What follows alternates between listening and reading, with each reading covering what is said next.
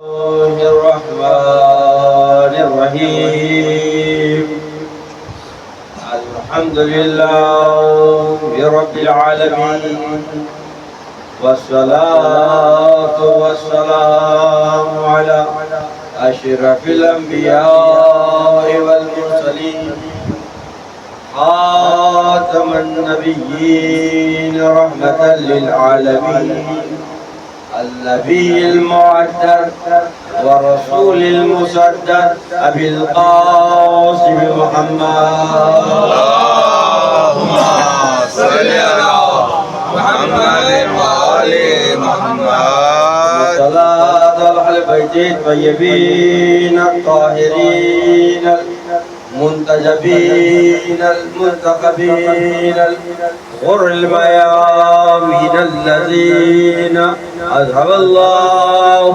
عنهم على البيت ويطهركم تطهيرا. اللهم صل على محمد وآل محمد.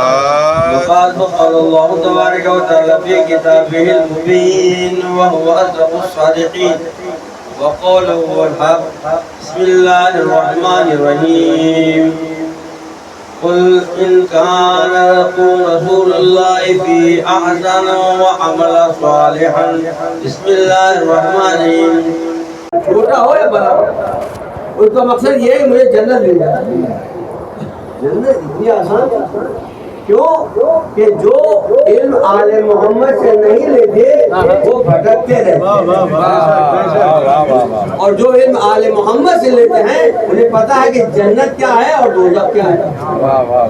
بھائی اللہ نے قرآن میں کہا نا جنت کیا ہے، مسلمان نے فوراً دیکھا کہ جنت ہے کیا، تلاش کری کہ جنت کیا ہے. کہا جنت وہ ہے کہ جہاں میوے ہوں گے، جہاں اچھے اچھے سیب ہوں گے، جہاں آپ سوچیں گے ہر چیز حاضر ہو جائے گی، آپ چاہیں گے تو شہد کی نہریں ہوں گی.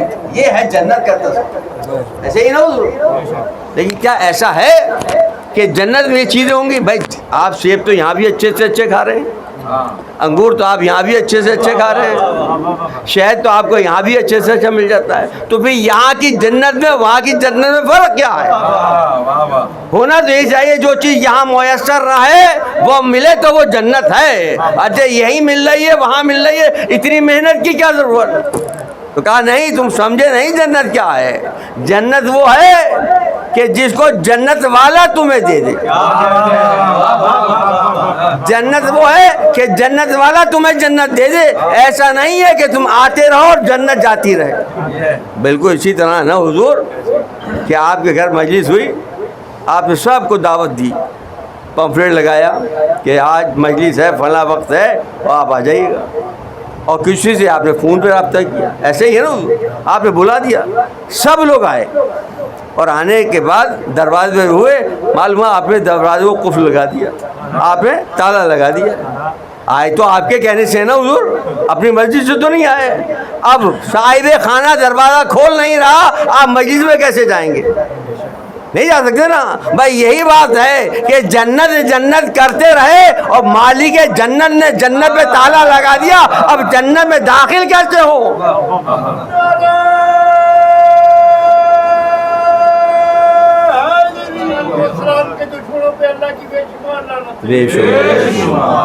تو اب جنت کی جس کو طلب ہے پہلے وارث جنت سے رجوع کر لے. وہ کیسے ہوگا؟ قرآن نے کہا، اللہ نے فرشتوں نے کہا کہ میں زمین میں اپنا خلیفہ بنانے والا ہوں. قرآن میں کہا نا حضور. تو فرشتوں نے کیا کہا؟ فرشتوں نے یہ کہا کہ اس کو بنائے گا جو زمین پہ جا کے فساد برپا کرے گا. ابھی تو آدم کا وجود ہی نہیں ہوا، یہ فرشتوں کو کیسے پتا چلا کہ یہ فساد کرنے والا ہے؟ یہ اس کو کیسے پتا چلا کہ یہ جا کے زمین پہ فساد کرے گا؟ اس کا مطلب یہ ہے کہ یہ پہلے کوئی ماجرا ہو چکا ہے جس کی وجہ سے فرشتوں کو پتا ہے. تو پھر کیا کہا کہ اس کو بنائے گا جو فساد کا. ہم تو تیری عبادت بھی کرتے ہیں، تیری تسبیح بھی کرتے ہیں، جو تیرا حکم اسے مانتے ہیں. تو اللہ نے کیا کہا؟ انی عالم ما لا تعلمون، جو میں جانتا ہوں وہ تم تو نہیں جانتے، جو میں جانتا ہوں وہ تم نہیں جانتے. یعنی فرشتوں نے اپنی تمام عبادات بتا دی کہ ہم تیری تسبیح بھی کر رہے ہیں، تیری رضا بھی چاہتے ہیں، تیرے ساتھ جو تو کہتا ہے وہ عمل کرتے ہیں. لیکن اللہ نے کہا جو میں جانتا ہوں وہ تم نہیں جانتے. تو پھر سب نے کہا بے شک جو تو خالق ہے تو ہی جانتا ہے. کہ بس اس طرح کر لو کہ جس کو میں بنا رہا ہوں اس کو سجدہ کر لو. یعنی اب تمام عبادتیں ایک طرف، تسبیح کر رہا ہے، تصدیق کر رہا ہے، رکوع میں ہے، سجدے میں ہے، قیام میں، تمام عبادت کر رہا ہے. اللہ کو عبادت کرنے کا انداز پسند بھی ہے، لیکن نہیں ایک کام اور کرنا ہے کہ جس کو میں نے بنایا ہے اس کے سامنے سجدہ ریز ہو جاؤ. تو معلوم ہوا کہ فساد آدم نے نہیں کیا، فساد تو ملائکہ نے کیا کہ جہاں اللہ کے بنائے ہوئے کے سامنے اپنا بنا کے لے کر آ گئے کہ ہم اس کو چاہتے ہیں. تو اللہ نے کہا نہیں، تمہاری نہیں چلے گی، چلے گی میری. جس نے انکار کیا اسے راہ درگاہ کر دیا. تو اللہ نے سنت بنا دی کہ میرے بنائے ہوئے کے سامنے جو انکاری ہوگا یہاں بھی لعنتی ہوگا، وہاں بھی لعنتی ہوگا.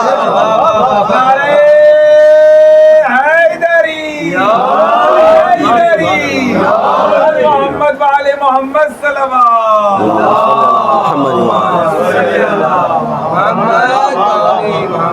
تو اب معلوم ہے سند ہو گئی اللہ کی طرف سے کہ اس کے بنائے ہوئے کے مقابلے میں نہیں آ سکتے. تو اللہ تو کہتا ہے قرآن میں میرا رسول کچھ کرتا ہی نہیں بغیر میرے حکم کے. میرا رسول بغیر کوئی عمل کرتا ہی نہیں ہے جب تک کہ میں حکم نہ دوں. تو اللہ کے حکم پہ اگر رسول کوئی عمل کرے تو مسلمان پہ لازمی ہے کہ اس کی اطاعت کرے. اور اگر اطاعت نہیں کرے گا تو کیسا مسلمان ہے کہ نبی کو نہیں مانتا. مگر ایسی اطاعت نہیں ہے حضور کہ یہاں والی، کہتے ہیں یہاں والی اطاعت ہونی چاہیے، کیونکہ یہ اطاعت کر کے دکھائی نا. رسول تمام نفوس پہ حاکم و مالک و مختار ہے، کن فیکون کا شاکار ہے رسول. اور جس کا ایمان یہ نہ ہو تو اس نے رسول کی عظمت کو نہیں سمجھا. اب آپ 4-5 بلکہ 2 دن کے بعد آپ دیکھیں گے تمام مسلمان جوش میں ہوں گے. کیا کریں گے؟ ماہ ربیع الاول منائیں گے نا. کیا کہیں گے؟ کہیں گے یہ نا میٹھے کی آمد مرحبا، میٹھے کی آمد مرحبا. یعنی میٹھے کی آمد تو مرحبا ہے، اور جس کو میٹھا اپنا میٹھا کہہ رہا ہے اس کی ولایت سے انکار کر رہا ہے. اب میں نے بات آسانی سے کہہ دی نا آپ کو. کیسے میٹھا ہوا بھائی؟ لہن رسول میں، دہن رسول میں لسان علی گئی اور علم ایسا لیا جیسا پرندہ لیتا ہے. تو اب یہ میٹھا ہوا تو یہ بھی میٹھا ہوگا نا. ضرور پڑھیے محمد والے محمد.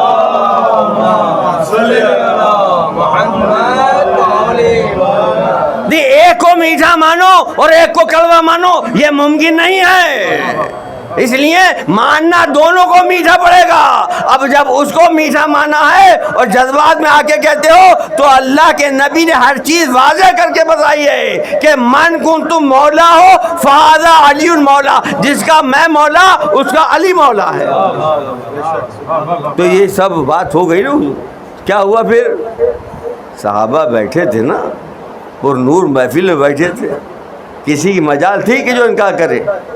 نہیں کر سکتے تھے نا. اسی سرکار اسلام آپ کے ساتھ میں کہا بخن بخن یا علی، بخن بخن یا علی. علی آپ کو مبارک ہو، آپ میرے بھی مولا ہیں اور تمام کے مولا ہیں. اسی لیے اللہ کے نبی نے واضح کیا بیٹھ جاؤ یہاں 3 دن تک. 3 دن تک روکا. بھائی حج ختم ہو گیا، جائیں اپنے اپنے گھروں کو. کیوں بٹھایا ہے؟ کہا نہیں ایسے تھوڑی جانے دیں گے. وہ مالک و مختار ہے، وہ نفوس کو جانتا ہے، وہ ہمارے دلوں سے واقف ہے، ہمیں کیا کینہ ہے، کیا محبت ہے. کہ بیٹھ جاؤ یہاں پہ. اور ایک خیمہ تھا، کہ علی تم یہاں بیٹھو. کہ سب جا کے علی کو اس طرح بخن بخن کہو کہ علی کے خیمے میں جا کے کہو. روایت ہے، سیاستہ کی روایت ہے. تمام صحابہ کرام آئے مبارکباد دینے. حضور میں ابھی اپنے گھر سے چلا ہوں، مجھے لے کر آئے مجلس کے لیے، پہلے جو ٹائم دیا تھا اس کو تذکرہ نہیں کرتا میں، جو مجھے ابھی بلایا تو میں جب نکلنے لگا میں نے کہا بھائی زیادہ سے زیادہ 1 سے 1.5 گھنٹے میں آپ کے پاس آ جاؤں گھر واپس۔ گھر والے اطمینان سے نا کہ 1.5 گھنٹے تلک تو یہ اب گئے ہوئے ہیں، ایسا ہی نا حضور؟ اب اگر 1.5 سے 2 گھنٹے ہو جائیں، 2 سے 3 گھنٹے ہو جائیں، 3 سے 4 گھنٹے ہو جائیں تو پریشان ہوں گے نا۔ یہ موبائل میرے پاس پڑا ہے، فون آنے لگے، بھائی کہاں ہے، کیوں نہیں آئے، خیریت تو ہے؟ بھائی ایسا ہی حج میں 3 دن روکا رسول نے، حج ختم ہو گیا، لوگ جا رہے تھے، اب گھر والے پریشان تھے، حج تو کب کا ختم ہو گیا ہے، یہ ہمارے اہل و عیال کیوں نہیں آ رہے؟ اب جب 3 دن کے بعد پہنچے ہیں نا تو گھر والوں نے یہی سوال کیا، اتنے دن تم کہاں رہے؟ کہ نبی نے ایک واقعہ کر دیا، ایک خیمے میں داخل کر کے کہا کہ علی کو مبارکباد دو۔ بھائی ہم مبارکباد دینے لگے، اب جتنے صحابہ تھے مبارکباد دے رہے تھے، وقت تو لگا ہوگا نا حضور؟ جب گھر پہنچے ہوں گے، کسی گھر میں 2 افراد ہوں گے، کسی میں 4 ہوں گے، کسی میں 5 ہوں گے، تو اب یہ غدیر کا اعلان غدیر تک محفوظ نہیں رہا۔ جتنے لوگ سنتے رہے وہ گواہ بنتے رہے کہ آج رسول نے یہ اعلان کیا ہے، اس لیے رسول نے گواہی بنائی ہے۔ تم بخن بخن یہاں کہہ کے نہیں چلے جانا، یہ تمہارے اندر منتقل ہوگی، اور جس نے یہاں سے بخن کہا وہ وہیں چھوڑ کر آ گیا۔ جب چھوڑ کر آ گیا تو نہ رسول کو پہچان سکا، نہ دین کو پہچان سکا، نہ اللہ کو پہچان سکا۔ کیسے پہچانے گا؟ جب آپ کا مرکز ہی کمزور ہوگا تو عمارت ہی نہیں چل سکتی نا۔ اللہ کے نبی نے عجیب انداز میں بیان کیا کہ الصلاۃ عماد الدین، نماز دین کا ستون ہے، یعنی آپ کی عمارت جو ہے دین کی نماز پہ قائم ہے، نماز پہ قائم ہے۔ اب نماز میں کیا ہے کہ سب سے پہلے اپنے آپ کو پاک و پاکیزہ کرے انسان، قبلہ رخ ہو جائے، مصلی پاک ہو، غاصب جگہ نہ ہو۔ غاصب جگہ پہ جب نماز نہیں ہوتی تو دین کیسے رہ سکتا ہے؟ جب معلوم ہوا کہ جس نے دین پہ غصب کیا وہ چاہے لاکھ نمازیں پڑھ لے نماز نہیں ہوگی، اور جس نے رسول کی بیٹی کے دین پہ غصب کیا ہو تو یہاں بھی لعنتی ہوگا، وہاں بھی لعنتی ہوگا۔ دشمنان زہرا پہ لعنت، یہ تو کلیہ دے دی نا اللہ کے نبی نماز کے لیے۔ اور نماز میں ہے کیا؟ بھائی ہم اور آپ جو کرتے ہیں وہ اس طرح نیت کرتے ہیں کہ میں نماز پڑھتا ہوں 2 رکعت 4 رکعت قربتاً الی اللہ، ایسے ہی ہو۔ اور بھائی کیسے کہتے ہیں میں نماز پڑھتا ہوں اللہ کے لیے، یہ اللہ کے لیے نماز پڑھی جائے، اللہ کو تمہاری نماز کی کیا ضرورت ہے؟ نماز میں خود مکمل نہیں ہو رہی میں اس کے لیے پڑھ رہا ہوں، ایسا ممکن نہیں ہے۔ مطلب یہ ہے کہ اگر تم نماز بھی پڑھ رہے ہو جس انداز میں پڑھ رہے ہو، تمہیں کہاں دیکھنا پڑے گا؟ تمہیں کہاں دیکھنا پڑے گا؟ تمہیں کعبے کی طرف دیکھنا پڑے گا۔ کعبہ کون سا ہے؟ ابراہیم نے بنایا، اسماعیل نے بنایا نا حضور، کعبہ بن گیا۔ لیکن اس کے ساتھ آج تلک حج کے ارکان موجود ہیں نا حضور۔ کیا ہے کہ مریم دوڑ رہی تھی، صحیح کر رہی تھی نا، آج تک کرتے ہو یا نہیں کرتے ہو؟ کرتے ہو نا؟ بتایا دیکھو یہ صحیح جو ہے یہ مریم کی نشانی ہے، مریم کی سنت ہے، تو اللہ نے ایک نبی کی بیوی کی سنت کو قرآن میں محفوظ کر کے مسلمانوں پہ واجب قرار دے دیا۔ اور پھر جب بچے کو چھوڑا تو بچہ چھوٹا تھا نا، کیا کیا؟ پیاس سے بےتاب تھا، پاؤں رگڑنے لگا تو اللہ کو بھی جلال آیا، کہا یہ پیاسا ہے، یہاں صحرا میں کوئی چیز نہیں ہے۔ پاؤں کو رگڑنا تھا کہ زمزم نظر آنے لگا۔ وہ زمزم آج تک اتنا معتبر ہو گیا کہ مسلمان جاتا ہے حج پہ، کچھ لائے نہ لائے آب زمزم لے کے آتا ہے، اس لیے کہ وہ پاک و پاکیزہ پانی ہے۔ بھائی یہی تو سمجھانا چاہتا تھا کہ کعبے میں ہوتے ہوئے اگر کسی نبی کی ہیروئنی اگڑی جائے تو وہ پانی پاکیزہ ہو جاتا ہے، کسی نبی کی ماں یا بیوی اگر بھاگے تو وہ سنت بن جاتی ہے۔ کہ یہ وہ کعبہ ہے کہ جہاں مریم سے کہا تھا تم نکل جاؤ، یہ زچا خانہ نہیں ہے، یہ وہ کعبہ ہے کہ جہاں سے فاطمہ بنت اسد کو بلایا گیا، آؤ یہ وہ جگہ ہے جہاں میری امانت کو آنا ہے۔ تو اب معلوم یہ ہوا کہ جائے پیدائش مولا کائنات ہر مسلمان کو سجدہ لازمی ہے، چاہے دل سے کرے یا زبان سے کرے۔ یعنی ضروری ہے، جب تک کعبے کی طرف رخ نہیں ہوگا نماز نہیں ہوگی آپ، اور جب کعبے میں پہنچ جائیں تو آپ کیا ہوتا ہے؟ جو حاجی حج کر کے آئے ہیں وہ تو جانتے ہیں کعبے میں چھوٹ ہے کہ جس طرف چاہے کر کے رخ نماز پڑھ لو، کعبے میں چھوٹ ہے نا حضور، چاہے یہ نہیں ہے اس طرح کرنا ہے جدھر چاہو۔ اس کا مطلب یہ ہوا جہاں علی کی آمد ہو جائے وہ مختصر نہیں ہوتا، وہ پھیل جاتا ہے، چاہے جس طرف بھی رخ کرو علی نظر آئے گا، علی نظر آئے گا۔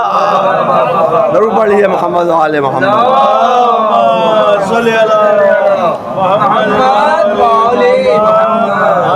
انی جاعل فی الارض خلیفہ، میں خلیفہ بنانے والا ہوں۔ جب خلیفہ بنانے والا ہے وہ تو اختیار تو اس کے پاس ہوا نا۔ اب لفظ خلیفہ پہ ہی گفتگو کر لیتے، جب تو نے اپنے پاس رکھ لیا خلیفہ کا اختیار تو پھر کسی کو اختیار ہے بنانا؟ ہاں، دو قسم کے خلیفہ ہوتے ہیں، دو قسم کے ہیں، ایک وہ ہوتا ہے جو حجامتیں بناتا ہے، شاید اسے بھی خلیفہ کہتے ہیں، اور ایک وہ ہوتا ہے جو ممبر رسول پہ کہے سلونی سلونی، جو چاہتے ہو مجھ سے پوچھ لو، کب اس کے کہ میں تم میں سے اٹھ جاؤں۔ تو خدا کا بنایا ہوا وہ ہے، دنیا کا بنایا ہوا یہ ہے جو سر کے بال مڈواتا ہے۔ ضرور پڑھیے محمد و آل محمد۔ اللہ کے بنائے ہوئے کے سامنے آؤ گے تو آنکھوں سے بھی اندھے ہوگے اور دل سے بھی اندھے ہوگے۔ جبھی قرآن نے کہا ختم اللہ علی قلوبہم وعلی سمعہم وابصارہم غشاوۃ ولہم عذاب علیم، ہم نے ان کے دلوں پہ مہر لگا دی، وہ دیکھتے بھی ہیں سنتے بھی ہیں لیکن اس کے بعد بھی ہم انہیں عذاب علیم میں مبتلا کریں گے۔ پروردگار کیوں تو نے تالا لگا دیا ان کے دلوں پر، پھر تو ان کو عذاب کیوں دے گا؟ اللہ کا لگایا ہوا تالا کوئی کھول سکتا ہے اسے؟ نہیں کھول سکتا نا، اس لیے اللہ نے لگایا ہے۔ تو جو اللہ کسی کو سزا دے دے تو کوئی معاف کر سکتا ہے؟ نہیں کر سکتا نا، کیونکہ اللہ نے دی ہے، ایسا ہی ہے نا حضور۔ لیکن اگر کوئی کر دے معاف تو، اگر کوئی کر دے معاف تو بھائی اسی طرح سے ہے کہ کوئی مجرم پاکستان کا ہو، کسی نے جرم کیا اور وہ پکڑا گیا، ابھی ملزم ہے مجرم نہیں بنا، اسے کورٹ گیا، لوور کورٹ میں گیا، درخواست دی کہ ضمانت کر دیں رہائی مل جائے، کہا نہیں ممکن نہیں ہے۔ وہ مایوس ہو کے کہاں جائے گا؟ ہائی کورٹ چلا جائے گا۔ ہائی کورٹ گیا، پھر اس نے کہا کہ بھائی میں تو بے قصور ہوں، مجھے معاف کر دیں۔ کہا لوور کورٹ نے تمہیں سزا دی ہے، چلو تم معاف نہیں ہوتی، سزا نہیں معاف ہوگی۔ اب پھر مایوس ہو گیا، پھر تیسری جگہ بھی ہے نا وہ سپریم کورٹ چلا جائے گا، وہاں جائے گا اور سپریم کورٹ بھی کہہ دے کہ نہیں تمہیں تو سزا ملے گی، تو اب کہاں جائے گا وہ؟ اب تو کہیں نہیں جا سکتا نا، اب کہاں جائے گا؟ اب وہاں جائے گا، یعنی جیسے ہمارے پاکستان کا اصول ہے نا کہ صدر مملکت کے پاس جائے گا کہ آپ میری سزا کو ختم کر دیں، ایسا ہی ہے نا حضور۔ تو اللہ نے بھی ایک فرشتے کو سزا دی، اس نے بہت کوشش کری کہ مجھے معاف کر دیا جائے، دنیا میں چلتا رہا، نبیوں کے پاس گیا، ملائکوں کے پاس گیا، کہا نہیں ہوگی، کہا اچھا حسین کی آمد ہے، مجھے اس بارگاہ میں لے جاؤ کہ جہاں سب کی سزائیں معاف ہوتی ہیں۔ راوی لکھتا ہے کہ 11 امام حسین سے مس کیا گیا ہے، اللہ نے بھالوں پر دے دیے، اب تکبر کے عالم میں چلا ہے، تمہارے پر ایسے نہیں ہے جیسے حسین نے مجھے پر دیے ہیں۔ کہ حسین گہوارے میں رہ کے بھی ملک کو معاف کرا سکتا ہے، تو جب میں قبر میں جاؤں گا اور سینے پہ ماتم حسین کے ہاتھ ہوں گے تو حسین کیسے میری شفاعت نہیں کرے گا؟ کہے گا کہ یہ میرا عزادار ہے، پروردگار یہ زندگی میں مجھ سے روتا رہا، مجھ سے محبت کرتا رہا، تو پروردگار مانے گا نا کہ کیا نہیں مانے گا؟ بھائی یہی ہے عظمت آل محمد۔ کہ جو ان کا ہو گیا کبھی در بدر نہیں جاتا، جو ان کا ہو گیا بس انہی کا ہو جاتا. اور یہ ایسے سخی ہیں، ایک دفعہ کسی کو دیکھ لینا پھر بھولتے نہیں ہیں. یہ دنیا بھول جائے گی لیکن یہ گھرانہ نہیں بھولتا، اس لیے کہ یہ یہاں سے نہیں ہے، وہاں سے آئے ہوئے ہیں. اور یہ تو سرکار امام حسین اور مولا کائنات کی بات ہے نا. یہاں پہ جو بھی ہے وہ علم کا مرکز ہے، وہ شجاعت کا مرکز ہے، وہ ثقافت کا مرکز ہے، وہ اخلاق کا مرکز ہے. اب جتنا جتنا ظرف ہوگا اتنا اتنا لے لے گا. بھائی باپ دیکھیے نا، آپ کے پاس فوم ہے، فوم کا کام کیا ہے کہ لکوڈ کو جذب کر لیتا ہے، کوئی بھی ہو وہ جذب کر لے گا. اب آپ کے پاس چھوٹا سا پیس ہے تو آپ نے چاہے پورا اتنا پانی بھر کے رکھا ہو، وہ اپنی جسامت کے حساب سے اسے جذب کر لے گا. جتنا بڑا ہوتا جائے گا وہ پانی زیادہ جذب کرتا چلا جائے گا. بھائی یہی تو بات ہے کہ جب انسان حسین کا ہوتا ہے تو ظرف کو بڑھانا پڑتا ہے. اب جتنا بڑھتا جائے گا ظرف، حسین اتنا ہی قریب آتا جائے گا. ظرف کو بڑھانا ہے نا، اور جب بڑھا لے گا تو حسین حسین ہو جائے گا. اس لیے کہ حسین تو کریم ابن کریم ہے نا، اور یہ حسین ہے، اور یہ حسن بھی ایسا ہی ہے. ایسے حسن ہے کہ جیسے حسین ہے، کوئی فرق تھوڑی ہے. اول سے لے کے اور آخر تک سب برابر، کوئی فرق نہیں، سب کے مقام اپنی جگہ ہے. بس ایک دفعہ رسول مسجد نبوی میں بیٹھے تھے، سرکار نے اپنے نواسے کو اپنی آغوش میں بٹھایا. سرکار امام حسن آغوش مصطفیٰ میں آئے. جب مصطفیٰ میں آئے، سرکار کا کیا کام تھا؟ دنیاوی باتیں تو کرتے نہیں تھے، دین پھیلا رہے تھے نا، تبلیغ دین کر رہے تھے. تبلیغ دین کے صحابہ کرام موجود تھے، بہت محبت کرنے والے، بہت تعظیم کرنے والے بیٹھے تھے. سرکار امام حسن بجائے مجمع کو دیکھنے کے بجائے آسمان کی طرف دیکھ رہے ہیں. اور انداز یہ ہے کہ اس طرح سے کر کے جیسے دیکھتے ہیں نا بچے، آسمان کو ایسے دیکھ رہے ہیں. صحابہ کو بڑا تعجب ہوا کہ نانا تبلیغ دین کر رہے ہیں اور نواز آسمان کی طرف دیکھ رہے ہیں. بس کسی نے بڑھ کے جسارت کی کہ حسن تمہیں پتہ نہیں کہ تمہارے نانا دین پھیلا رہے ہیں اور تم آسمان کی طرف دیکھ رہے ہو؟ تب رسول کو کیا کرنا چاہیے تھا؟ بتانا چاہیے تھا حسن کو، نہیں بیٹا میں دین پھیلا رہا ہوں، تم بھی دیکھو. ایسے ہونا چاہیے تھا نا. کہا نہیں، کیا تمہیں معلوم نہیں یہ حسن یہاں بیٹھ کے لوح محفوظ کو پڑھ رہا ہے، اس لیے یہ میری آغوش میں ہے. جو بچپن میں لوح محفوظ کو پڑھ لے وہ ہدایت کا مرکز نہیں ہوگا تو کون ہوگا؟ تو ہو سکتا ہے لوگ سوچیں کہ یہ محبت میں کہہ دیا رسول نے. اچھا، دوسرے دن پھر بلایا، پھر آئے، پھر مسجد نبوی ہے، پھر سرکار ختم مرتبہ ہے، پھر آغوش میں امام حسن ہے. اب عجیب انداز ہے. جب تک شک تھا نا کہ پتہ ہی رسول محبت میں کہہ رہے ہیں لوح محفوظ پڑھ رہا ہے، شک تو ہمیشہ رہا نا. کیسے یقین آئے گا؟ بھائی یقین بھی تو دلانا رسول کا کام ہی ہے. کہ اچھا، اب رسول اپنے آغوش میں امام حسن کو لیے بیٹھے ہوئے ہیں، خطبہ دیے جا رہے ہیں. دیکھا کہ ایک شخص لئیم و شئیم حسین و جمیل مسجد میں داخل ہوا. بس داخل ہوا، خدمت رسول پہنچا. اللہ کے نبی کچھ دین کے سوال پوچھ رہے ہیں. سرکار امام حسن کہاں ہیں؟ محمد کے پہلو میں بیٹھے ہوئے. بس کہا اچھا مجھ سے پوچھو گے؟ کہ آپ سے پوچھ رہے ہیں. کہ اگر میں کہوں اس سے پوچھ لو، اگر میں کہوں اس سے پوچھ لو، تو اگر مجھ جیسا ہوتا یا صحابہ جیسا ہوتا کہتا رسول ہم تو آپ سے پوچھنے آئے، اس بچے سے کیا پوچھیں؟ کہ اچھا آغوش میں لے گئے، قریب گئے، امام حسن گئے، جناب جو آئے تھے وہ گئے. اب یہ ہیں کون؟ آنے والا کون ہے؟ تمام صحابہ کہنے لگے اللہ کے نبی کون ہے؟ مدینے کا تو رہنے والا نہیں ہے، اس لیے ہم سب کو جانتے ہیں، پہچان لیتے ہیں مدینے کا رہنے والا ہی کوئی اور ہے. کون ہے؟ کہ تم نہیں سمجھ سکتے یہ کون ہے. یہ وہ ہے جو موسیٰ کو علم دیتا تھا، یہ وہ ہے جس نے موسیٰ کو علم دیا. موسیٰ علم رکھتے تھے، اللہ سے کہا پروردگار مجھے اور علم چاہیے. کہ اچھا جاؤ دریا کنارے چلے جاؤ، ایک شخص ہے وہ تمہیں علم دے دے گا. بھائی موسیٰ چلے, قرآن میں محفوظ ہے پورا واقعہ. موسیٰ چلے, دیکھا دریا پہ ایک شخص ہے بیٹھا ہوا ہے, دیکھ کے موسیٰ نے نہیں کہا میں علم لینے آیا ہوں. کہا علم لینے آئے ہو؟ علم لینے کا ہاں علم لینے آیا ہوں. اچھا آؤ کشتی میں سوار ہو جاؤ. کشتی میں سوار کیا. کہا مگر شرط ہے, جو میں کروں گا اس پہ اعتراض نہیں کرنا ہے, بولنا نہیں ہے, چلتے رہنا ہے. کہا بالکل وعدہ ہے, جب تک میں ہوں ساتھ آپ سے کوئی سوال نہیں کروں گا. موسیٰ چلے.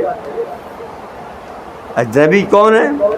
وہ ہے جو خضر کہلاتا ہے. بس چلے.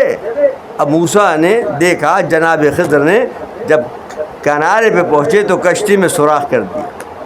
بےتاب ہو گئے کہ ابھی آپ اس سالم کشتی کو آپ نے ضائع کر دیا. کہ میں نے کہا تھا نا کوئی بات نہیں ہوگی. اچھا اب نہیں کروں گا. آگے چلے. واقعہ آپ کے ذہن میں محفوظ ہے نا. اس ایک دیوار گر رہی تھی, دیوار بنا دی. آگے چلے, دیکھا بچہ ہے کھیل رہی تھی, ایک بچہ حسین جمیل تھا, اس کو قتل کر دیا. اب برداشت نہیں ہو سکی کس کو؟ اولی الامر نبی کو, کہ یہ کیا کر رہا ہے. اس کا مطلب یہ موسیٰ کا علم کم تھا, خضر کا علم زیادہ تھا. وہ جانتا تھا کہ کیا ہونے والا ہے. وہ کہا اب تکلیف ختم کرتا ہوں. کیا ہوا؟ آپ نے کشتی کو کہا. کشتی اس وجہ توڑی کہ وہاں بادشاہ کشتی لینے آ رہا تھا, یہ غریب کی کشتی تھی, وہ قبضہ کر لیتا. دیوار اس طرح تعمیر کی کہ وہاں ایک مومن کا خزانہ تھا, بچے چھوٹے تھے اس لیے محفوظ کیا. اس بچے کو اس لیے قتل کیا کہ وہ اپنے ماں باپ سے بدظن ہو رہا تھا, ان کو نقصان پہنچا تھا. تو جس کا علم موسیٰ لے وہ جا کے امام حسن سے علم لینے آئے, تو اب رسول نے بتا دیا یہ وہ حسن نہیں ہے جو چھوٹا تم سمجھ, یہ خضر کو علم دینے والا ہے. جب خضر جیسا اس سے علم لے گا تو پھر علم کا نبوت بھی یہی ہوگا, مرکز بھی یہی ہوگا.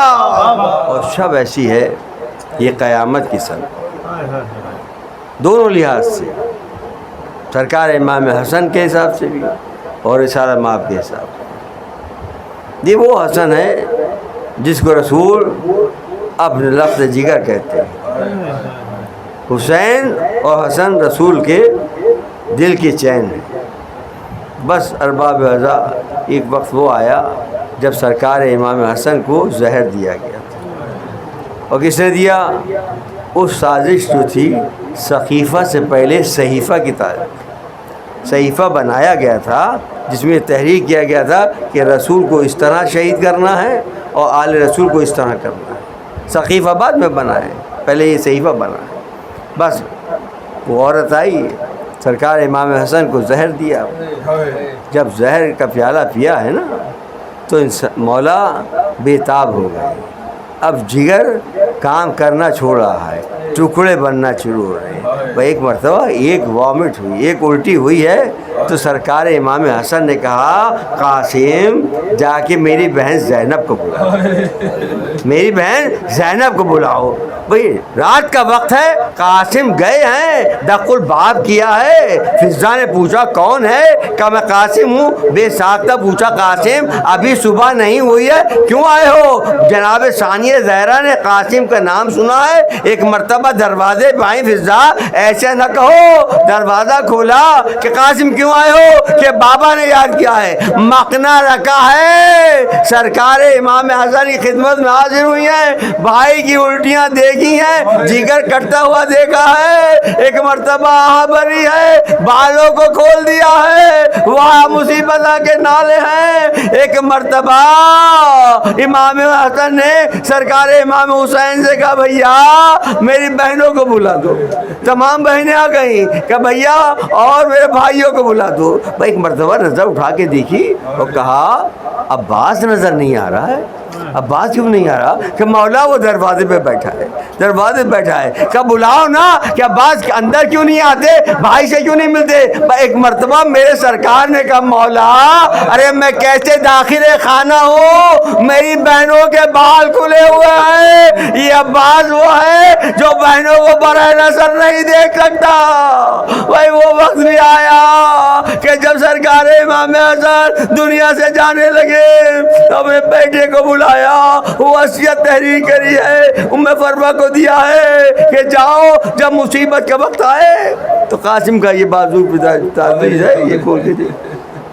میں کہوں گا مولا آپ پہ مصیبت. بھائی ایک مرتبہ امام حسن جب اس دنیا سے چلے گئے تو غسل دیا, کفن پہنایا اور جنازے کو لے کے چلے. کون کون ساتھ ہے؟ قمر بنی ہاشم ساتھ ہے, جناب مسلم عراقیل ساتھ ہے, جناب حنفیہ ساتھ ہے. جنازہ لے کے جا رہے ہیں, امت نے تیر برسانے شروع کیے. یہ وہ قمر بنی ہاشم ہے, جلال میں آ گئے کہ مولا ایک کو نہیں چھوڑوں گا. سرکار امام حسین کا بات صبر کرو, ابھی یہ منزل نہیں آئی ہے. تیر لگے سی میرے مولا کے جس میں ادر پر یہ کیسا جنازہ تھا. ارے دنیا نے دیکھا جو جنازہ ایک دفعہ جاتا ہے ایک دفعہ کفن پہنتا ہے, یہ میرے مولا امام حسن کا وہ جنازہ ہے. ارے جب تیر لگے سرکار امام حسین واپس گھر میں لے کر آئے. ایک مرتبہ زینب نے دیکھا, ارے بھیا ہم نے تو صحیح بھیجا تھا, یہ جنازے پہ تیر کیسے آئے؟ بہنوں نے تیر نکالے, ارے دوسرا کفن بنایا.